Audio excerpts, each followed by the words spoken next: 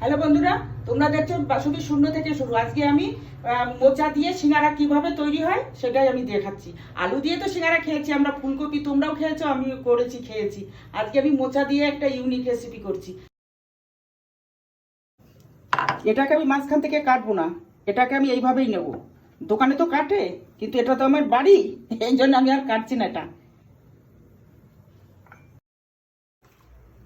এই যে মোচার পুর তোমরা দেখতে পাচ্ছ। নিরামিষ মোচা যেভাবে রান্না করে সেইভাবেই পুরটা তৈরি করেছি, ওর মধ্যে শুধু হিং দিয়েছি। এই যে তেলে ছাড়ছি, দেখো।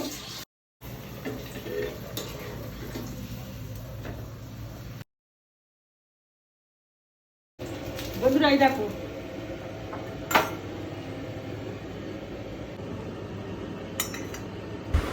এবার একে একে অন্য সিঙ্গারাগুলোও ভেজে নিচ্ছি। এবার প্লেটিং করে টমেটো সস দিয়ে দিচ্ছি। বন্ধুরা ফিরে এসেছি, এই দেখো